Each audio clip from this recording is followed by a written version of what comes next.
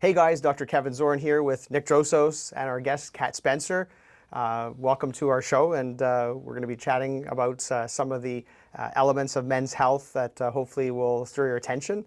I've known Kat Spencer since 2012. We're, again, part of innovative as you are on the radio. You reached out to me and your team to help raise awareness about prostate health. That was honestly one of the highlights of my radio career. I'm going to be honest with you, because no one had ever done this before, as far as I know. And it was Movember, right? It was Prostate Exam Awareness Month, and we decided to give away prostate exams to men who had never had them. Kind of like a contest, like, hey, you're caller number 9, you win a prostate exam. And Dr. Kevin Zorn was brave enough to take on all these patients, and we did it live on the air.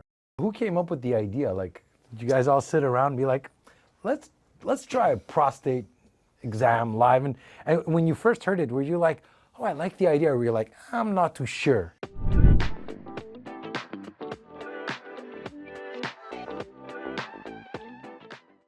I remember learning by watching something on TV that goes, it's so preventative if guys would just get them done early. And that struck me going, why don't we got to get this message out to guys that it's painless, it's nothing. I was a little scared, but I was like, okay, I put my hand up. I said, let's do this. It'll be something that I don't think has ever been done on radio. And Kevin was into it. Our bosses were into it. So we literally had a prize for men. Every day, a guy won a prostate exam, and then we went to your office and we broadcast live. The whole morning show was done there from your office, and we had, I think, a dozen men show up that had won their prize, and I think I was the first to go. But we did it. I know you're wondering, how does this work on the radio, right? So I remember we set it up because we wanted it to be classy and not make fun of it. So how are you going to get a prostate exam live on the radio? And I remember when it came time to do it, Dr. Kevin and I went into an office privately with the microphones live on the air, and my co-host was in another room. And we said, okay, guys, we're about to start the live prostate exam. But before we start, we have a top five funny things you don't want to hear from your doctor. It was a comedy bit. I can't remember. It lightens the mood, right? For sure. Exactly. So we did the top 5. I had my script. But what the audience didn't know is during the top 5, he was doing his thing, and I was having a prostate exam live. So when we hit the final punchline, number 1, and we're laughing, my co-host is laughing, I said, I want everybody to know that during that top 5, I had a prostate exam. Wait, what?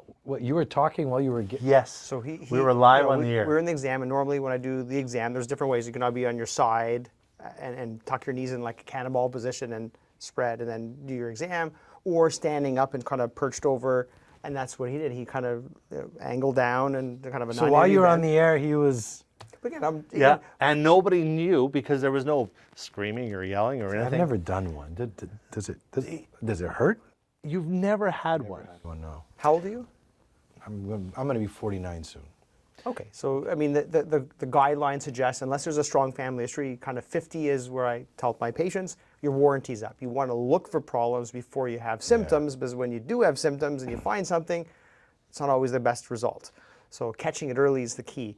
So aside from your prostate, which most people think the rectal exam is only for the prostate, well, if I can add up in a year how many other consults I refer patients for hemorrhoids, anal fissures, anal cancers, condylomas in that area.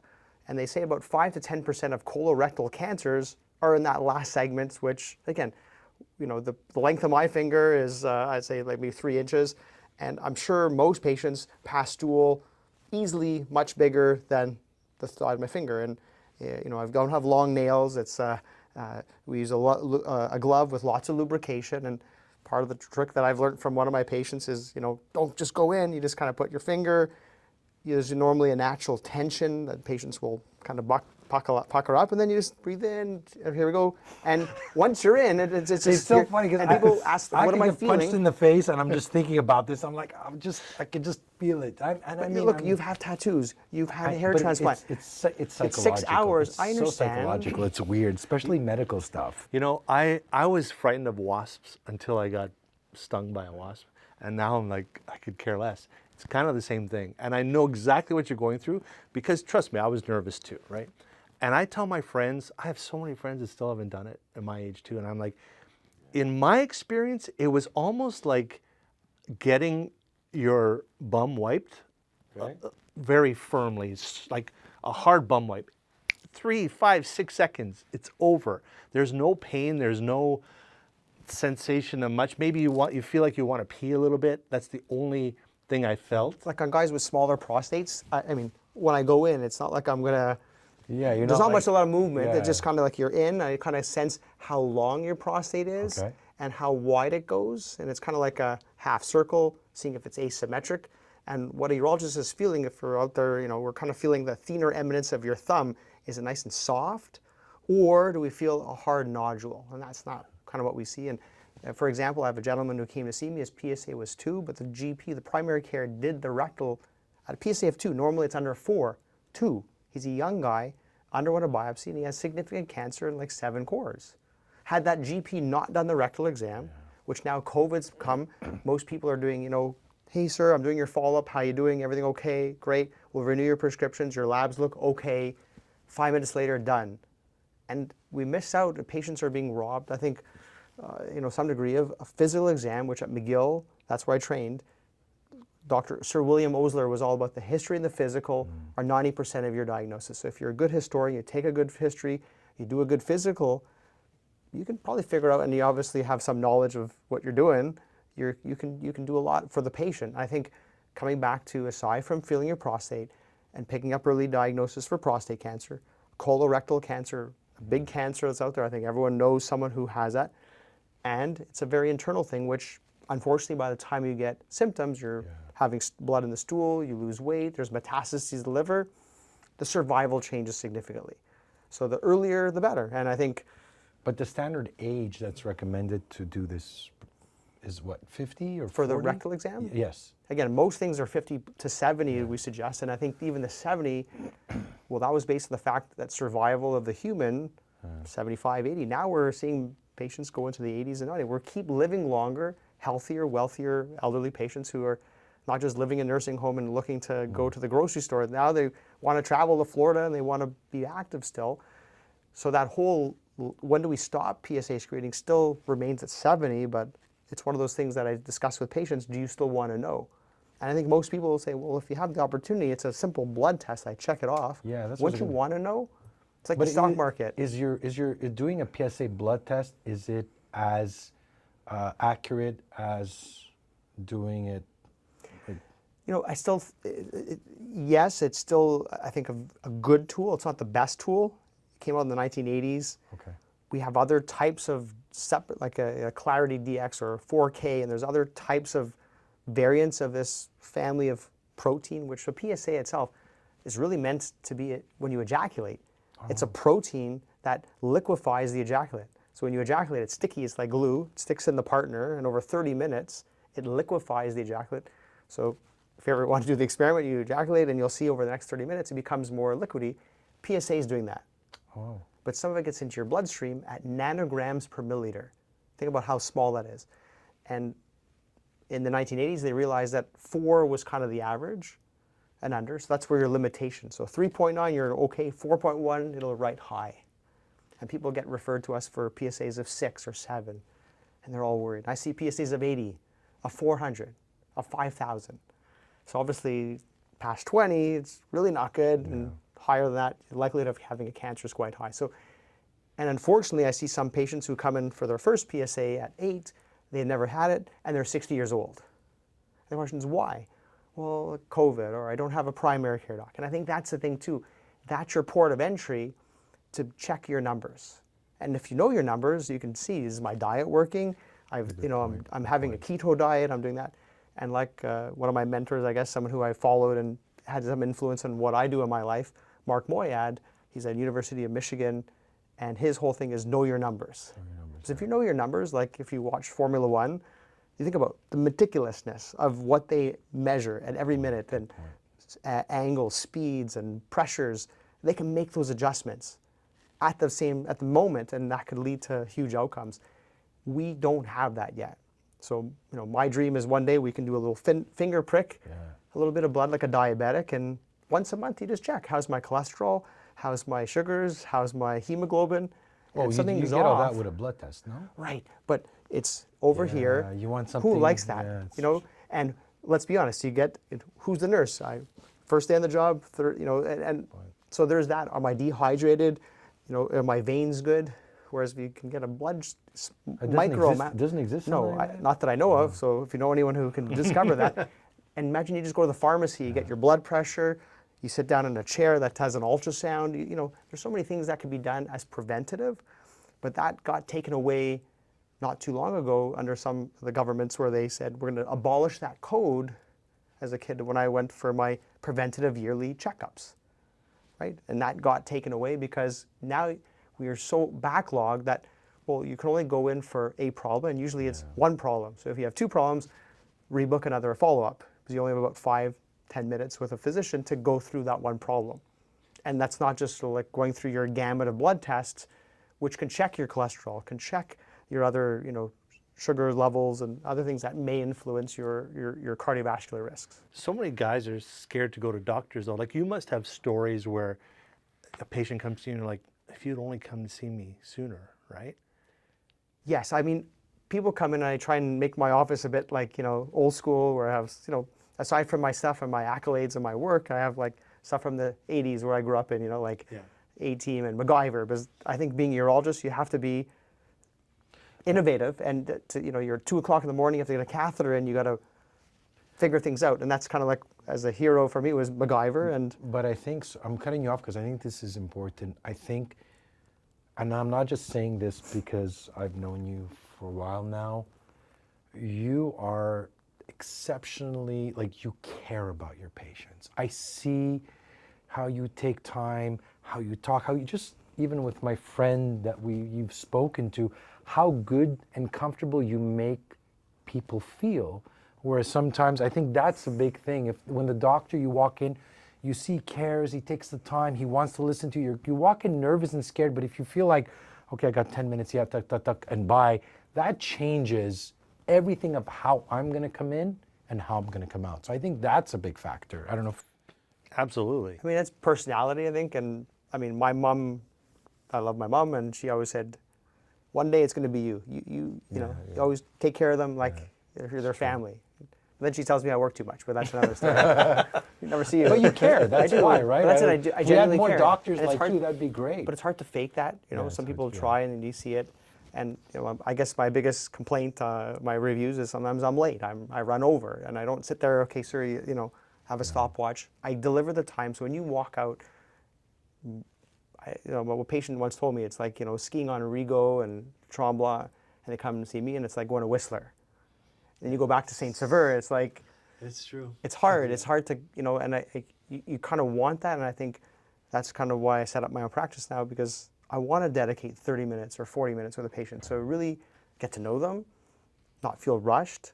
And sometimes explanations take 2 or 3 times, to get it.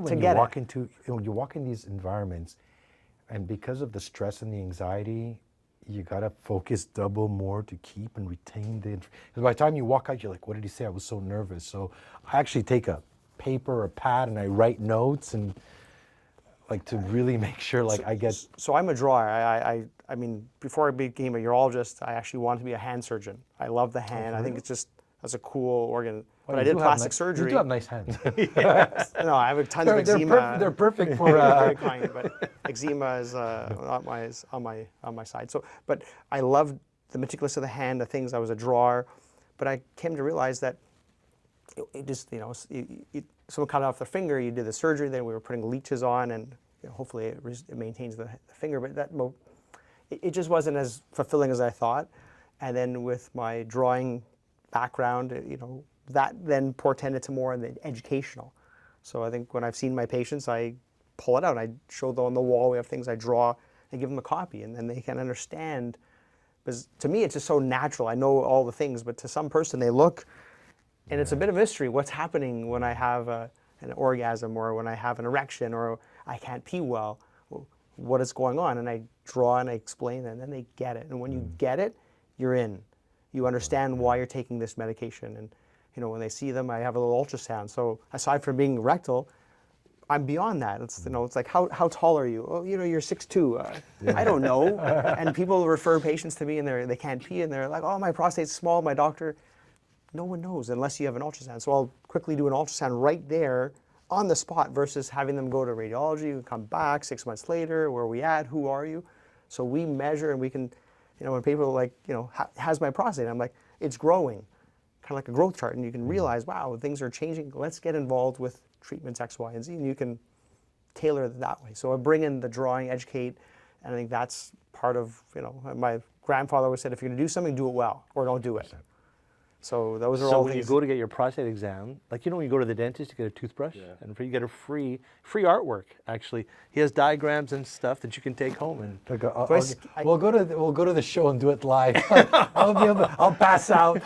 we could do it on this podcast right now, where this is actually an intervention for you. We're here for you. Today's the day. I'm not ready I yet. don't have gloves though. But I think the other, you know, whole other aspect of the education and teaching and making people feel comfortable. I think that's the thing. People come in, they don't know what to expect, and at the end, wow, they took the time. I tell them, I'm going to treat you like they're mine. I mean that. Like when I do vasectomy or something, I know it as a guy, and people feel that. The drawing education is that aspect helped. The last year, really cool, is AI. So I've tried a few other AI things. So rather than, hold on, sir, tell me about what's going on, and I lose eye contact, oh, tell me that again, and missing out on a few things. Now I just, sir, can I give your permission to use a HIPAA approved, it's a, you know, validated in Canada, AI scribe. So I'm literally having this open. Okay. Je peux parler en français and espagnol. I can speak Spanish or a bit of German to some patients. And then whatever we talk about gets word for word put into the AI, and then it generates a medical note, which most GPs are like, how did you write that? Who's writing that for you? I'm like, well, ChatGPT. And that then leads to more, I think, deeper conversation, and we can spend more time doing things of the counseling and educating. It's multilingual, and it's great, and it's for medical jargon. And I think that's the way, I call it MUGA, make urology great again, because urology is, because if you look up, you know, we talked about on one of the other shows, urology is amongst the highest stress level jobs, among 800 plus jobs, and you're kind of like, why is that? Well, volume of patients, the sensitivity of what we deal with. True, huh? Surgical and medical. So during COVID, you know, guys can't pee. Well, you gotta help them. And men live older now, and also women have other urological issues, and more of these cancers come out. We have to deal with them. And plus, our OR time's kind of moving down. We don't have enough nurses. We're all in our 50s or almost 50s here. And what's scary, as I'm getting older, I'm realizing all the stuff is going to start coming out. Oh, I'm going to have to, you know, do all the prevention, but there's things that are going to be out of my control, and I know all these tests are going to, I'm going to have to start doing all these new tests and following up. It does create anxiety as we're getting older, and I'm thinking, okay, I'm going to try to put everything I can in my favor to eat well, exercise, sleep well, meditate, reduce my stress. And then there's the part of genetics, like we talked about, that's out of our control. Mm-hmm. So what do we do to avoid coming to see you? How do we keep it together as men? We're living older, and what can we do? Well, I think you could set a time for yourself. You have to make time for yourself. You don't find it.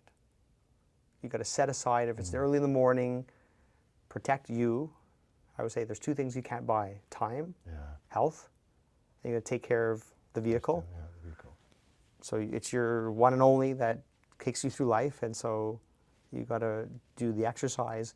Certainly there's going to be a genetic loss over time of your functions, of your flexibility, and you can't control that. But what you can control is maximizing it to its potential. Good point. So for example, I saw a guy today who came in to see me for consultation for erectile dysfunction. He had bypass surgery in 2009, lots of alcohol, he was smoking, you know, on tons of medications. And my nurse came in saying, look, he stopped all of his medications 2 years ago. So I'm thinking, who is this guy? You know, this is going to be, he's negligent and so forth. I walk in the room, 189 pounds, good sized muscles. I'm like, wow, like, you know, and we pull up his labs from last year, all normal. No medications, cholesterol low, good hemoglobin, good testosterone. All natural. All natural. So his issues, I think, dated back to, he had a back surgery, and he also had probably some underlying damage. So but you're saying there's a natural decline, you're smoking, so forth. You cause irreversible damage, your blood vessels. He had bypass surgery. Went well, but no other issues since. He's active, he's exercising. But again, just to show you that this person... You could reverse it. So this guy, he says he jogs, I think, like 5 kilometers a day. He's doing weights. He can curl like 40 pounds. Like, from a guy who was 300 pounds, used to smoke. So yeah, I mean, we've all witnessed people who've healed, who've taken themselves to the next level. And you can do it. I think it's just about determination. So what does that mean, determination and passion, into resilience? And if you put your mind to something, I think you can accomplish a lot. I think that's the key, is that how do you find that trigger? And I've got 2 young kids. How do you initiate drive, ambition? Good point. Key then is getting the rhythm, picking, doing something regularly, repetitively, versus like I see sometimes my kids, they're waking up early in the morning, they go to school, they come back, we put them to bed. Friday comes along, there's a ped day, they're up till 3 in the morning. They could do that. Like, you're right. They could do. I've seen my son, like, literally, I woke up at 6 in the morning, I opened the door, I'm like, what are you doing? We did a 24-hour video game. Are you crazy? Get out of there. I could pull everything up. They could do it. I mean, think of us when we were young, 17, 18, going to clubs. I would go out, literally go to bed at 4 in the morning, go eat, felt it the next go day. eat at La You could do it. You can do it, 2 but you hours felt later, it. I'm at the gym. I was fine. Now, at like 10 o'clock, I'm like trying to like keep my eyes open. Yeah. I'm excited to leave. I want to do an Irish exit and go home and sleep, because I want to wake up early and go to the gym or whatever it is. Like I think that's, you don't have that same reserve. But at least going back for your style, if you were doing that regular, your body got into the rhythm, it adapted. And so, if you look at the testosterone levels, there's going to be circadian rhythm. So if you did your testosterone, it'd be like 2 hours after you wake up. So you have to go get your blood drawn at 5 in the morning. Good luck with that. Yeah. How much does sleep affect your testosterone?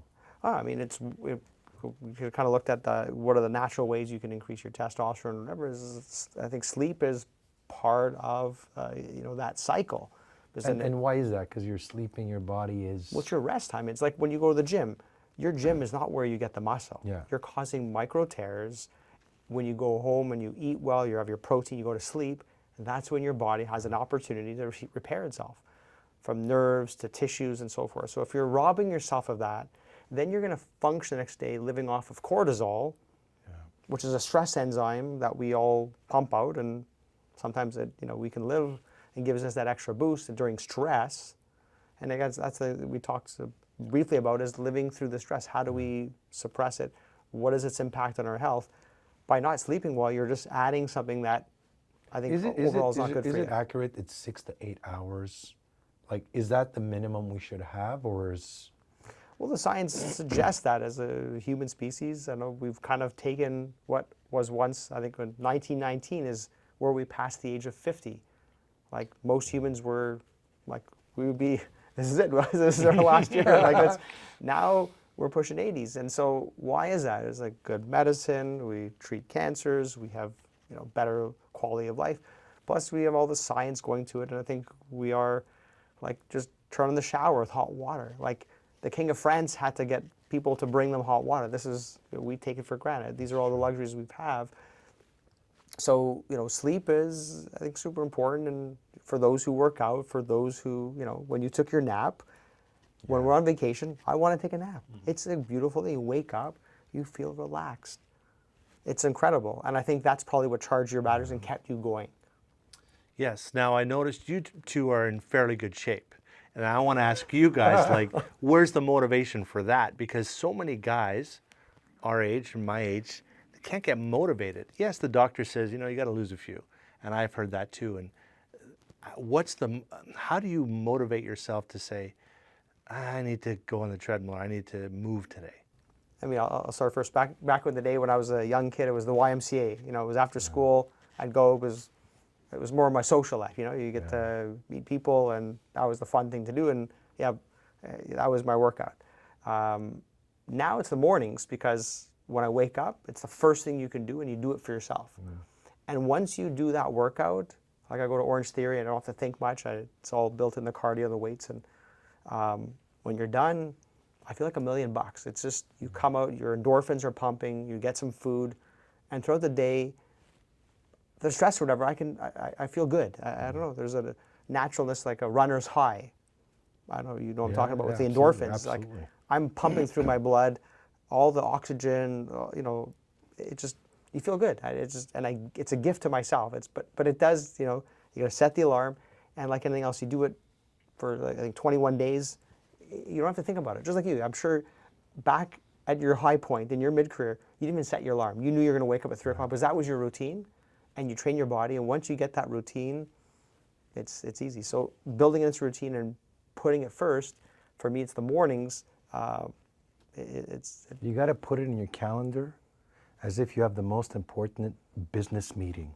And I have my clients, and I tell them, like, you know how that meeting that you have, it's a meeting with yourself, with me to exercise. Because you're always going to find a reason to push it out. I'm really good at it. You gotta, I'm really good you at gotta that. set it in your schedule, and you gotta put it somewhere. I say, put it somewhere you can see it.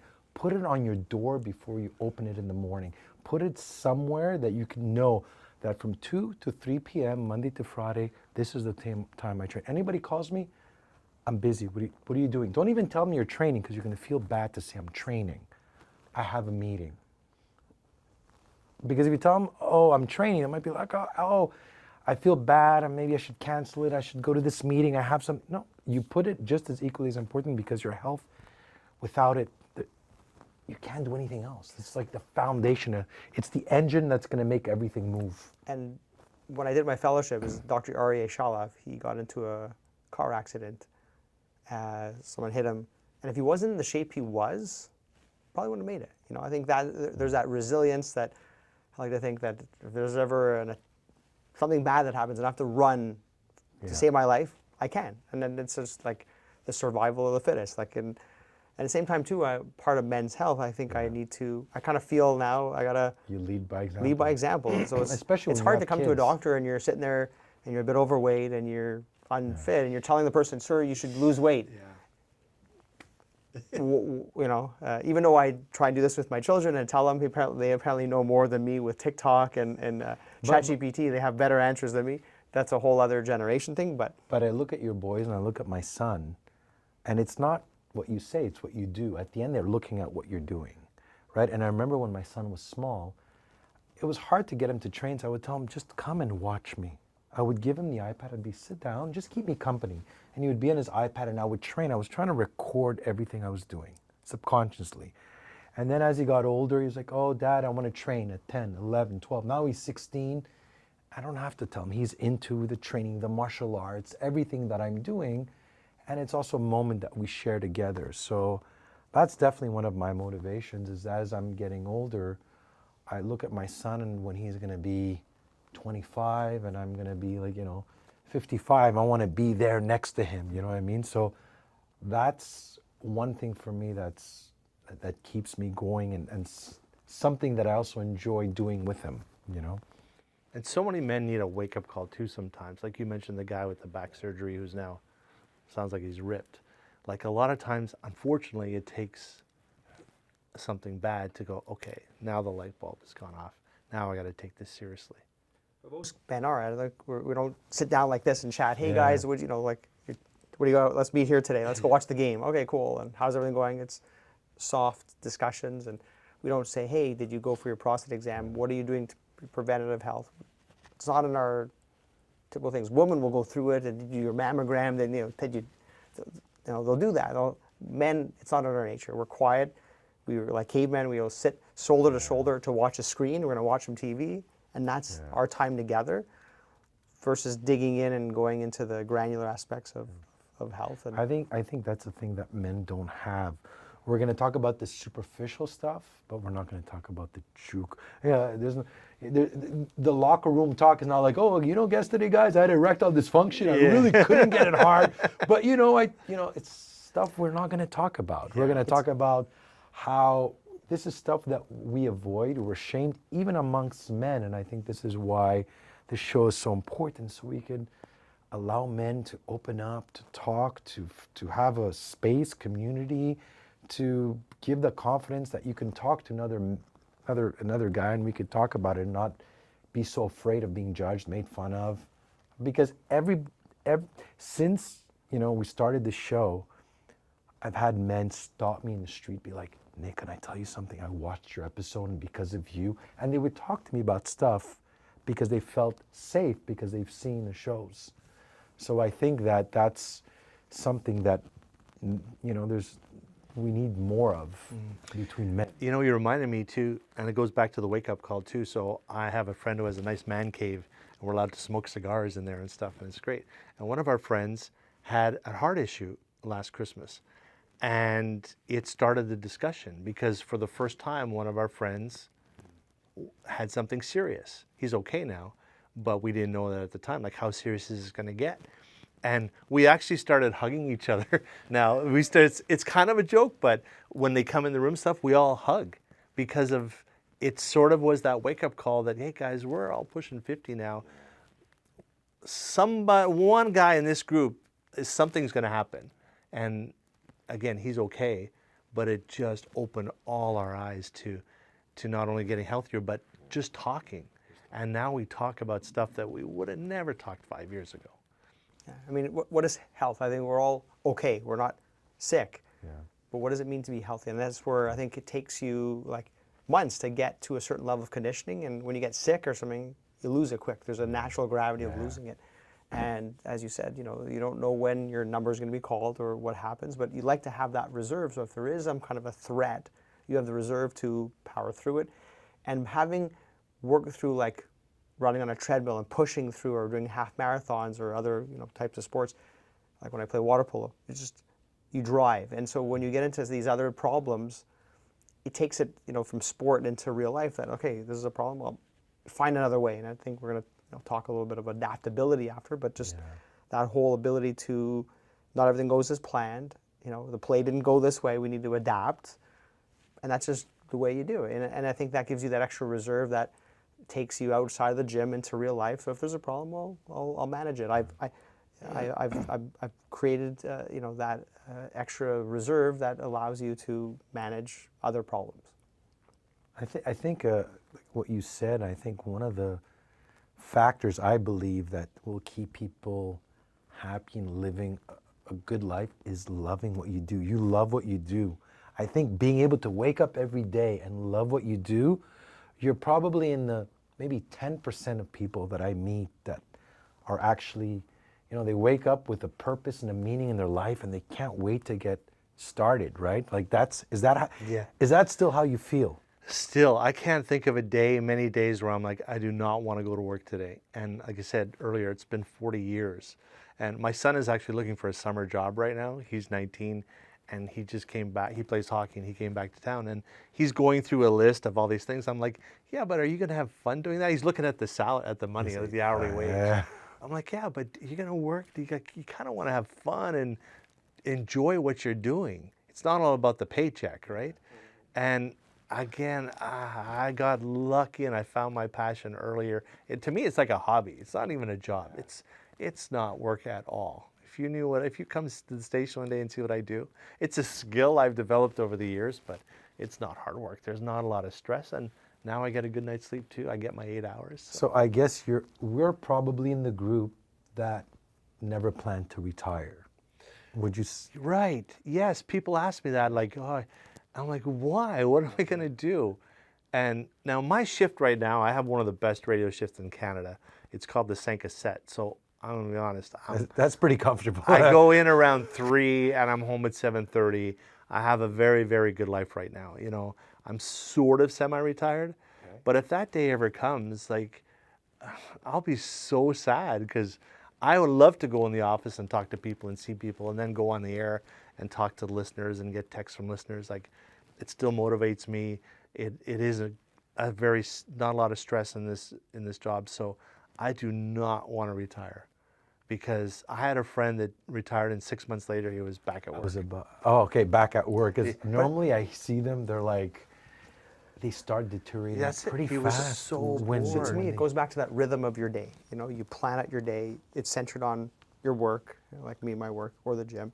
But you have your rhythm. When you break that, I think then your whole pattern or rhythm falls off. And I think this is where you fill it with other voids or other, poor activities, and you're not happy. And then maybe there's other elements of this happiness that keeps us going. And I think it gives you purpose. And if you lose that, Good point. I'm not sure if that's why. And I think everyone knows someone who said, like, I retired, and then 6 months later Yeah. they had some kind of event, or like, wow, what happened? And there might be younger guys watching this who are in their 30s go, oh, I want to retire early. Yeah, you say that, but you watch when it happens, all your friends are still working. So what are you going to do? Okay, maybe you made your money, you can retire early, but what are you going to do? Because your friends are still working. And sorry, all these people who are millionaires, the young kids who are like, TikTok phenoms or so forth, and or hockey players who had their career and then they're 40 and then they're looking for a purpose. And I think if you don't have something that's purpose, you don't have confidence. If you don't have confidence, you go drink more, you go party. I mean, you may take choices that are not good for you, that don't that necessarily lead to happiness, or suicide rates or so forth. You had everything in the world, all the money in the world, but if you don't have something that defines you as special or gives you that sense of happiness through what you do, I think that's another aspect of your overall wealth. And to add to that too, my son will ask me, like, don't you want to like retire and go to Florida and get a little place there in Florida? And I'm like, no, because my friends are here. And for me, that social network is very, very important. Like I go, yeah, okay, we're gonna go to Florida, and what, I'm gonna sit there alone or golf by myself because all my buddies are still here. I want to be with my friends. And I only decided that about 3-4 years ago. It hit me. I want to make sure I'm near my circle of friends, because Well, your hug friends, maybe you should get them to Florida. You guys all go together. well, that would be a plan if we could all retire together. We'll share a place down there for sure, but none of us are ready for that yet. And personally, the social aspect of it, having friends, is really important. But in all the blue zones, the baseline and foundation of the people that lived the longest was the quality of the relationships. It was not so much always the food and the exercise, it was the social life, the belonging and the meaning and the connection between each person, the community that they create. Because I believe being lonely is, Without a doubt. is probably the worst thing. You know We're what a I mean? social animal. So, yeah.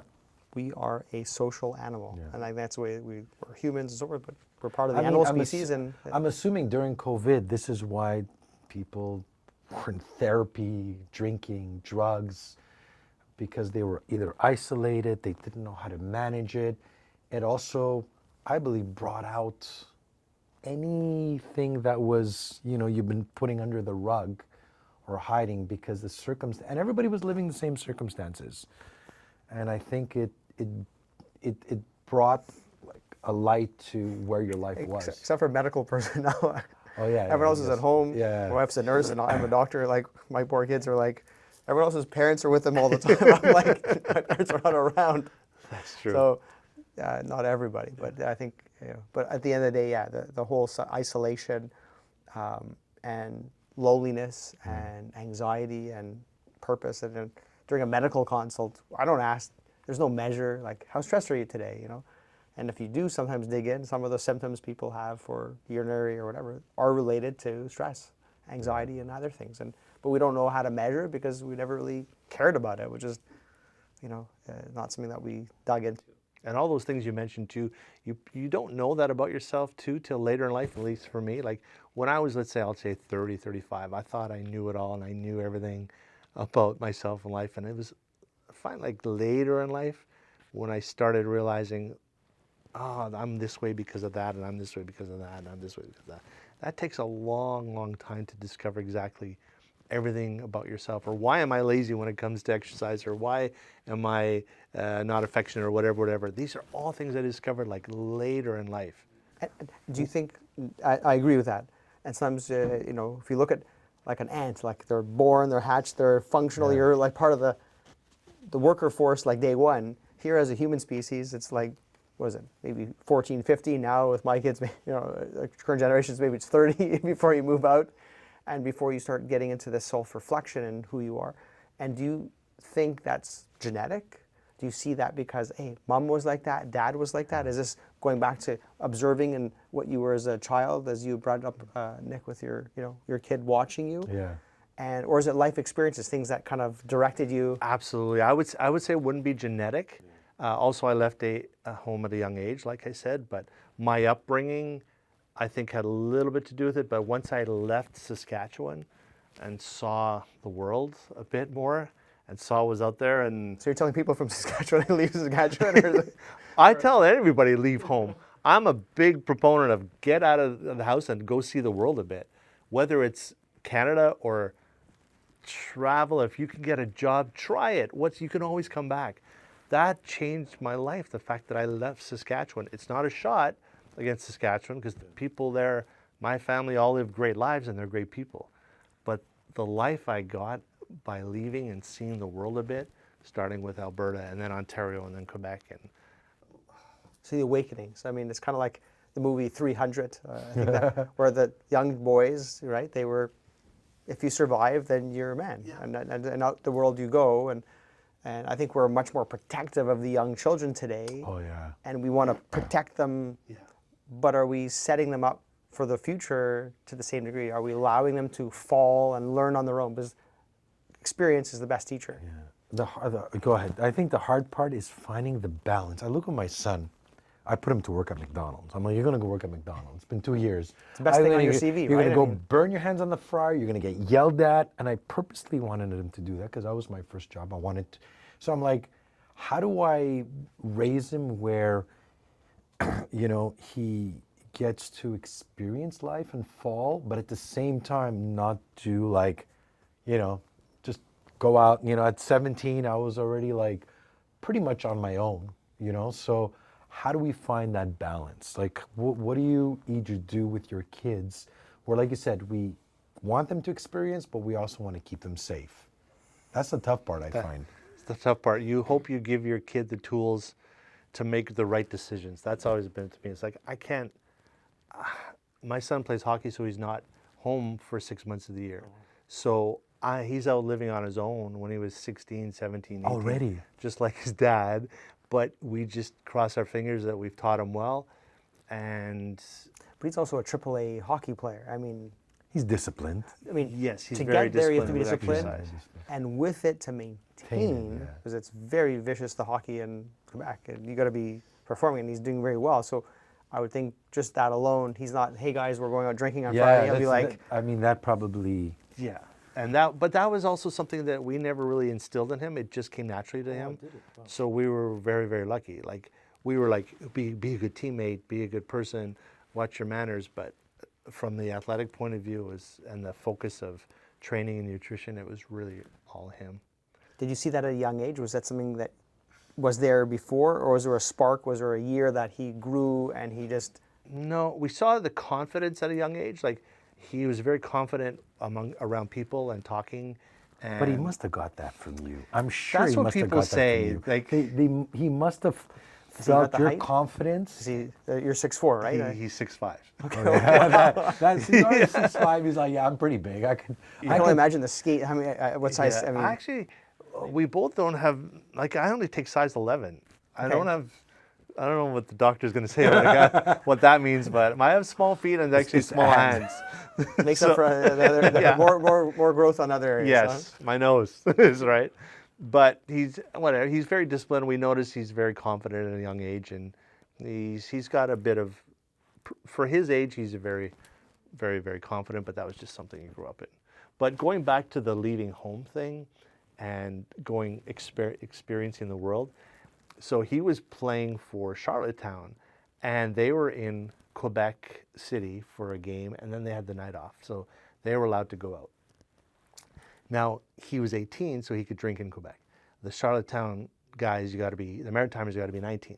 So they went to a club, but now they're 18. So he calls me, he's like, Dad, I just realized how lucky I am to live in Montreal and to grow up in Montreal. He goes, I'm with my teammates, they've never been to a club. It's their first time in a club in Quebec, because and he goes, these guys have never seen Quebec City, they've never been to concerts and festivals and stuff. I'm like, yeah, that's one thing about this city is growing up in a big city, you're open to so much more as opposed to growing up in Saskatoon or whatever. So it comes, I mean, here you are, you're jumping around, you're like, I'm coming for 1 year, what made you fall in love? What was it like? Wow, this is where I want to grow my roots here. Oh, it's like every other guy that is not from Quebec that is in Quebec. I met a girl. I was about to say that. I'm like, for sure there's a girl. There's a girl involved. And so met a girl, moved in, bought a house, got married. I want to do this in the right order. Yeah. Bought a house, got married, had 2 kids. And both our jobs just kept getting better and better. My radio job, I moved here, I was making hardly any money. I was doing a night shift at Mix 96 at the time it was called. But our jobs kept getting better and better and better and better. And so we're like, and she was from here, so we're like, okay, let's just say our kids are bilingual. My son ended up going to French school. So everything was like, we have no reason to leave. Yes, there's some crap that goes on here, but at the end of the day, it's a great place to live, and we both had good jobs. Kids love it. Now my circle of friends is here, so I got stuck here. But I remember being in elementary school in Saskatoon. I swear to God, this is true. We got to high school, and French was an option. And my mother was trying to get me to take French. I'm like, why do I need French? It's not like I'm ever going to live in Quebec. I was grade 9. That was a sign. Yeah, I never took French class. I still regret it to this day. Yeah, but I mean, I think what's impressed me, aside from you coming back to the beginning where you're innovative, you stepped out of your typical box and you're thinking differently than the average person. What led to your success? So, you know, kind of, I look at you as you've moved different places, and each place you've gone, you've brought your character, and you've been innovative, and you've been flexible. And so I guess what are the keys that led to your, you know, current success and keeping you youthful? And it's hard for me to answer this because I really don't like talking about myself too much about when it comes to that. But if I were to brag now that I've been in it in 40 years, I can say, looking back, is that I was very flexible when it came to what the program director wanted, and I would adjust, and I was very adaptable. Like, a lot of announcers are like, this is who I am, take it or leave it. Whereas I worked with some really good managers over the years in Edmonton, Toronto, and they were like, try this, or do it this way, or you're talking too much, or you're not talking about the right content. They'd give you all these things, and I was like, okay, let's try it. Yeah, I was always open to trying it, and sort of respected the position of the program director. Because my theory was, it's his idea. If this doesn't work in the ratings or whatever, then we can say, well, I can say, oh, I tried your idea, it didn't work. But a lot of guys and people in broadcasting will say, no, that's not going to work, or I don't want to try that, that's not me, that's not me. And I was always really flexible and open to change, and let's try it. And I'll have managers, and again, I know I'm bragging now and I hate doing this, but I will have managers that say that I'm one of the best employees to work for because I'm open to anything, you know. And if you look at this, like the statistics of someone in your career, like engaging, you know, someone comes to you, hey, Kat, what's my future in radio broadcasting? What's my statistics that I can do what you did? Are you part of the 2%? You know, what's the lifespan of someone getting into that space? Well, yeah, you're asking at a time where the whole radio world and media world is taking a bit of a hit, newspaper and radio and TV. And to do it 40 plus years, I think, yeah. You're a unicorn? And I'm one of the few now. There were some guys there that would push 50 years back in the day, but now it's just changed too much, and longevity is not there. So I'm one of the. There's a few guys in Montreal that have got longer careers than I think, but it's rare now. It's rare. It's also rare to find a job that you love for 40 years and are still want to go into work every day. But if you go back 10 years, not everyone was able to do what you did. Thank you. I don't know. Am I right? I mean, I see people later on, and then where'd they go? And you know, you don't know where. Maybe they changed cities and so forth. But yeah. You seem to have, you know, moved up. And as you said, you know, kind of goes to one of my mottos, which is, you know, the Darwin theory. It's not the strongest or most intelligent animal that survives. It's that which is most adaptable. Yeah. So I think, you know, it goes back I love to that quote. Yes, it's like I call it MacGyver. Because it's like you're in the emerge or something happening. There's no chapter on like this gentleman's anatomy. You got to like figure it out. I'm going to try this and this, and you'll adapt. And that's what leads to, I guess, keeping going and moving forward. That's it, 100%. Like I got hired one station when I started at 92.5. I think I went through 3 program directors in 4 years, if I'm not mistaken. And each program director has their own idea of how the show should sound. So one might say, you and your co-host, like, you're not talking about local stuff enough. I'm just grabbing stuff. So, okay, we need to be more local. And then the next boss would come in and goes, oh, you guys need to talk more about relationships, and your breaks can now be 3 minutes long. Okay, let's do that. You know what I mean? And that was it. We just adapted over time, and I went in the direction that management wanted the show to go, as opposed to, and I disagreed with a lot of it. I was like, this is not going to work, but let's just do it. Did you ever say that off the side and say, I'll go along with it? To our team, like our morning show, we're like, guys, this is not going to work, but we also know this guy is not going to be here in 6 months. And were you right? Yes. Yeah. So you called it, you saw it like you had a vision was there. Because I had more experience than he did. I had been in radio 30 years at that point. So I knew what was... Have you ever thought of being a director? No. I was about to say that. I was going to say, maybe that's your next step. Never. I could never deal with people.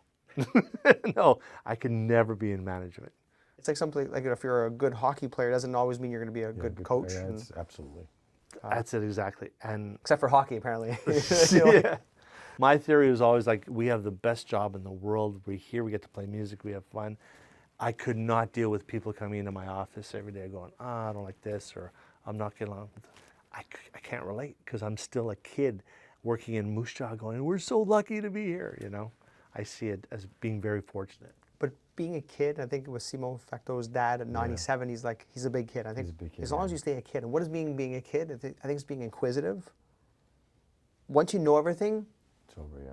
When you're not, and going back to your guys who just say, this is who I am, I'm a box, I don't want to change from this. I think that's when, if you're not flexible. And being playful. Being playful and looking at life with a certain attitude of energy and giving it an open thought versus judging it before you see it and trying it out. And I think part of it is being, and like you did when you moved out at 17, putting yourself in an uncomfortable position. A lot of people are afraid to leave the house I'm going to be uncomfortable, that may not work. Guess what? It's the best. And you screwed up when you did your first job. I'm sure you learned a lot of things of how not to do things. Yeah. And then that took it forward. And that was the best teacher that no textbook would ever do for you. Absolutely. And I always tell people, not even in the media, but that are thinking, I got a job in Toronto. And I'm like, go. Like, what's the worst? Home is still home. Yeah. Go for a year. But your home is always still going to be here. But I'm sure if I can go back to meet you when you were 17 and you moved on that bus and the amount of nausea and you're scared and, at that moment, you were scared. Were you? I don't know. You know what I mean? Like there's parts of you, am I doing the wrong decisions? And you're doubtful and you were more alive then, that moment. And then you look back and you're like, that was the best thing I did. Like for me to leave my hospital's position and do this, it was scary. I had to set up something all new and think completely different. Yeah. Dr. Steinberg, great to help me with mentorship and a few other colleagues. It was great, and I think that's the fun part is trying something different. If it doesn't work, you can always jump back but you look back at that moment where it was scary and then you pulled it off and you're like, wow, I did that. And that's another badge that it gives you confidence. Like, I did that. And people now are like inviting me as a speaker. How'd you do this? I'm like, I took a chance. You just let the testicles fall and you're like, look, I'm going to be, and it's scary. Like in the 300, you're going out, maybe I'll die and it's over. But if I come back, but I think the key is to commit and go all the way with it and be like, I'm going to do this. I'm going to take the ship. I'm going to blow it up. There's no coming back. I'm going to go all the way with it. I think that's the mindset that's the mindset I have, that when I want something, it's like, I'm going to go with it. I'm going to go all the way and I'm not going to look back. Well, I think it's determination. Like, I'm sure when you saw that broadcaster and you said, I want that, no one was going to tell you otherwise. Like, you want to do that. Like I remember my dad. I did cubs. Like what else we do? We put me in cubs. You meet at the local chalet, and we're gonna do cub cars. Cub? What's that? Well, cubs was like beavers and I don't know Like they're Boy Scouts. Boy Scouts. So it was every year we had to make a cub car. It was a cub or the cubs. And we had to make a car out of a piece of wood. You had 4 wheels and a nail, and everyone got the same piece. You can build it, make it whatever you want, and it went on this track. They let go, and then if you won, you kept going. A weight, you had to weigh a certain amount. And I wanted to look like a Formula One with a spoiler in the back. My dad can't do it. Not gonna do it. I'm like, I was determined. I was like, you can do it. And I remember drawing, and I looked online, and I was like, you can do it. So we used a special drill, put it like my dad cut a coat hanger. You were like a surgeon back then. But I wanted it. And the thing that would bug me was sometimes you can't do it or it's impossible to do it. Yeah. There's a way. There's always a way. There's And always a way. and if you're perseverant and you're just dedicated and you push and like being an artist, like I look at something and I want to draw it, you have to think of what it was going to look like before you do it. And you just do it. You just execute. So like part of like waking up in the morning, go to the gym is half the gym issue is getting to the gym. Once you're there, you just work out. I think that's it. It's like, that's my trick is set the alarm, kick yourself in the butt, find someone to bring you and get you going there. And I'm embarrassed to tell you this, but my son's weight room is in my basement right now. I walk by it every day. Yeah, but No. I have a gym downstairs too for my kids. They work out and it was great during COVID, but I don't know, is it the music? Is it the just... I'll tell you what it is. It's leaving the environment and going somewhere else. I have a gym. It's in my home, my gym. But sometimes I like to go train somewhere else just to be outside somewhere different. I think it could just be that, but I think it's also to find the motivation to be like, okay, and start small with very little expectations and don't say, you know what, I'm going to start by just walking 30 minutes on the treadmill. Every day, start with that. Do it for 3 weeks. Okay, now I'm going to do 15 minutes of walking on the treadmill, 15 minutes of some strength, 3 weeks. Then I'm going to, and you just keep building on that momentum. Mm-hmm. But if you start too big, you're going to get overwhelmed. So start with small goals, reach it, and then add on that. I find that to work with clients that have a hard time starting to train. I'm like, just start with they're like, oh, Nick, what do I do? 30-minute walk. Well, no. Do that for 3 weeks, then come back to me. Yeah. I tell patients too, like, oh, I'm like overweight. And I kind of go over there, like, come to see me for ED and erectile dysfunction, like, what's my problem? Like, well, you're a guy. It's, you're over the age of 50. You're on these medications. So boom, boom, boom, you're already at that risk. And we just get into by the way, coming back to the medical aspect, erectile dysfunction, like that guy who had that bypass we were talking about in 2009, I was like, he was seeing me for ED. He's like, how long has it been over? It preceded, and we know that erectile dysfunction precedes heart disease, sometimes and heart attacks by, 5 years. So when people come to see me for that, we'll talk about who's your cardiologist, what's your cholesterol. And the only reason that guy's alive was he was mowing the lawn. He told me this today. He was like numbness in the jaw and hand, which is quite classic, and chest pain. He wasn't going to go to the hospital. He was going and then his girlfriend at the time said, no, we're going right away. Threw him in the car, like literally threw him in, drove him to the Jewish General, and within, I think, 4 hours, he was having angiogram and then had heart surgery. And if he hadn't done that, like, and again, it goes back to men, and we don't want to seek medical attention. We're afraid, just weird stuff. But coming back to the taking care of your labs and your erectile dysfunction, I think those are all the things that we just don't ever talk about. So. But it's also, I think, when men, we go in, we're like, just give me a pill. Like, it's so much easier, Well, just give me a pill. I have a picture on my wall. It's a lineup of surgery and pills, and then there's lifestyle modifications, like for... See, you have that on your... And and the person's just sitting there, no one's coming for that. And I always like to say baby steps. Patients are like, 230 pounds, and, okay, sir, well, what's your ideal weight? Like, what was your best, cat weight? Not to put you on the spot, but it's one of those ones that like, oh right my God. now. What's wrong with this? No. You mean when I was younger? Yeah, if you could be any weight, what would it be? Oh, I would love to be in the 220 range, to be honest with you. But that's the idea, is like, whatever it is now, next time I see you, try to get down to 5. Like, it gives you something like, oh wow, I'm realistic. And I'm like, sir, half the issue is, aside from going to the gym and so forth, is portions. I'm sure when you go for the second portion, I would say like hand therapy. Here's your plate. Get smaller plates, or just put your hand on part of the plate. Don't fill that. Yeah. Actually, I do have a drink more friend water. that he went to the gym to sign up at a gym. He goes, I'm going to lose weight. And the owner of the gym took him for the tour, and at the end of it said, you know what, I'm not going to take your money because you don't need this. He goes, you just need to go for a walk every day for 30 minutes and cut down on your portions. The gym owner told him that, and it worked. I saw him, I go, what'd you do? He goes, I just walk. Every night I go for a walk. Like gas in, gas out. So, you know, and I think a lot of the issues people snack at night. I don't know if you're like in your things, you're like busy day and and you don't see it, right? Because it's small, right? You're like, I'm snacking a little bit here, a little bit there, but all those little snacks at the end add up. That's why a good thing you could do is just write down everything that you eat. And because a lot of times clients tell me, I eat really well. Are write there down apps everything for, you like, eat. if people are lazy, let's be honest. No, people write down, but are there things you can take a picture and it tells you what calories are? I've done that with clients. Every time clients who want to lose weight, I go, every time you eat, before you eat, you got to send me a picture. So they're embarrassed to send me the picture. All they got to do is take a picture and send it to me. And I'm like, they're like, oh, shh. You have to show the whole portion, or is it at the end, take a picture of the empty plate? There was chicken here. It's all about accountability. That's really what it is. Yeah. A lot of it is that. A lot of people know what they have to do. Is just finding the motivation, finding the discipline. But it's immediate gratification. Like it's like smoking. Like Yeah.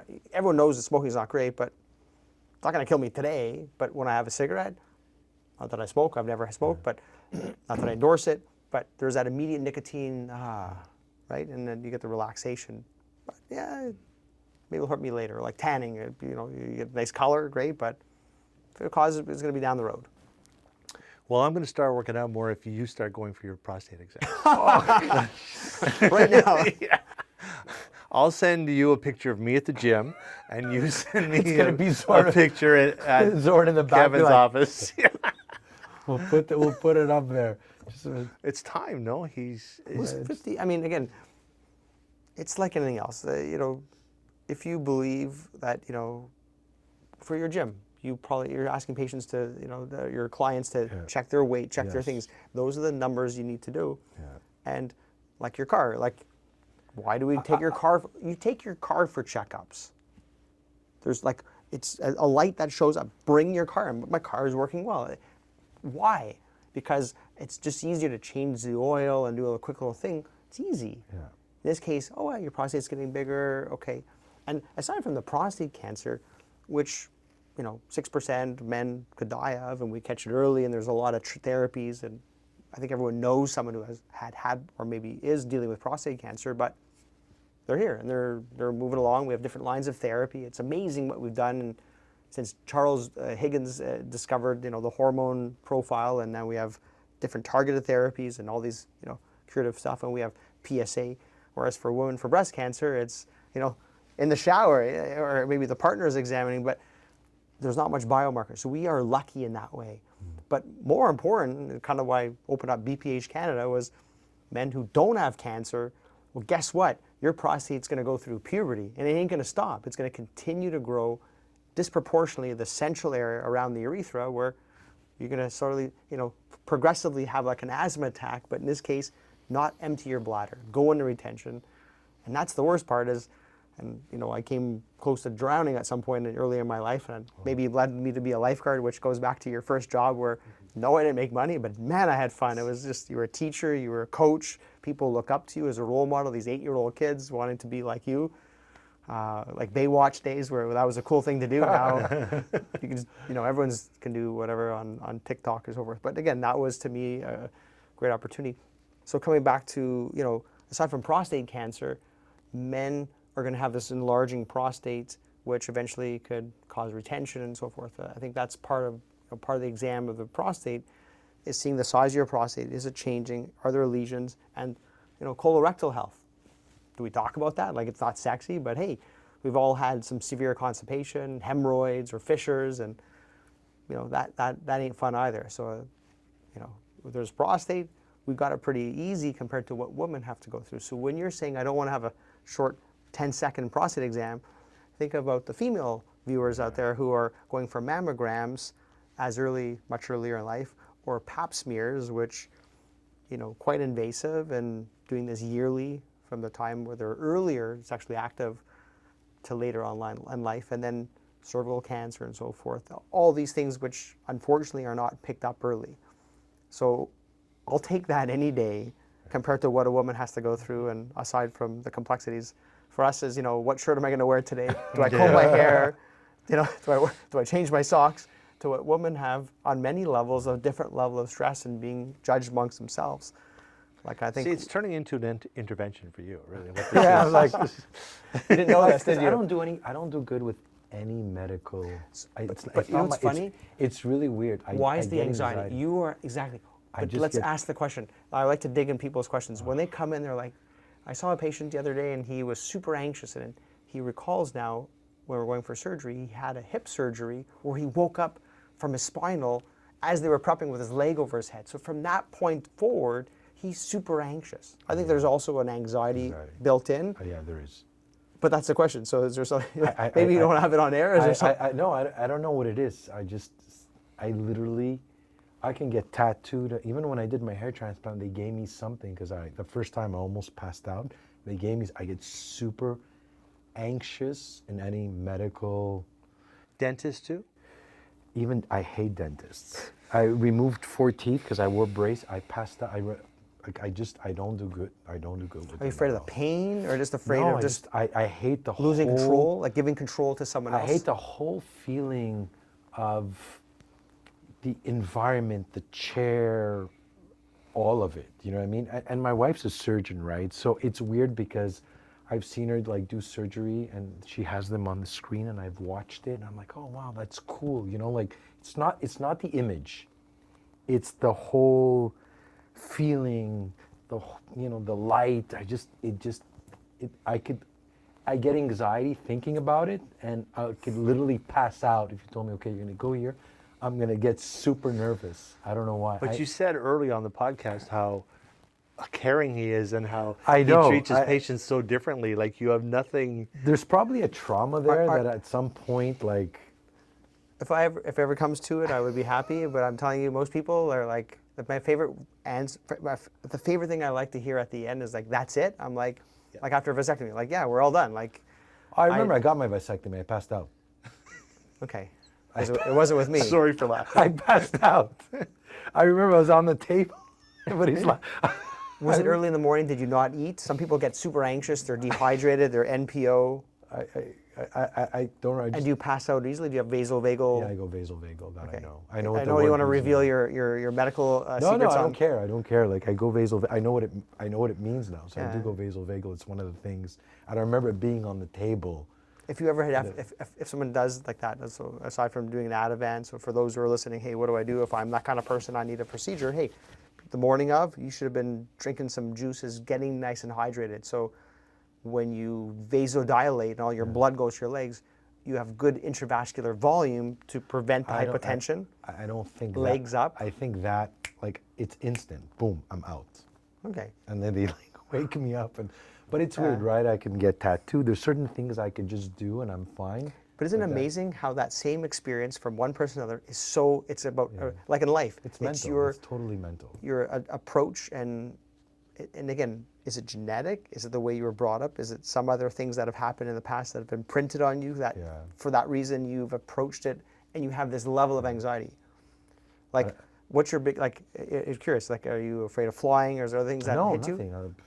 So your biggest thing is a rectal exam? That's No, like, any medical procedures, honestly. I just don't do. Like I know, like my wife's like, you're gonna need a colonoscopy. I'm like, she's like, I'm gonna book it for you, and I'm like, but that's- and I'm pushing it. but that's an IV, and then they give And you she told me, like, two medications, and you you're wake up. She told me you're what gonna happened? be out. Yeah. But I'm like, I'm getting anxious just thinking about it. So I'm like, you're gonna need to drug me before they drug me when you bring me there. It's just. So how did you, with the hair, how did you do that? They gave me something because I passed out, and then they. That was okay? Then they gave me something. I was like out, and because I don't take any medications, I was like, So your tattoos, you were awake? yeah, the tattoos I'm fine. I don't swear. Okay, so we're gonna book you for a tattoo. Ken has your tattoo. Kevin's gonna come Getting in from punched in the face, I've broken my ribs, I've had concussions, all that's fine, but I don't But it's know. amazing how the brain works. Yes. And I wish think I could of rewire all the it. things we know in medicine and so forth, where's your memory? Where's that, fear? Yeah.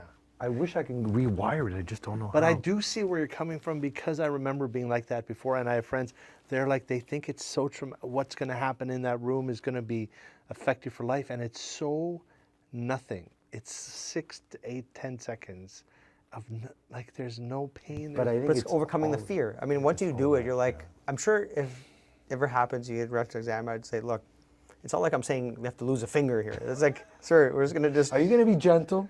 I'm not, Yeah. I you treat, gonna use Greek olive oil? I treat, no. You use Greek olive oil? If you really Extra want to, virgin? but Maybe.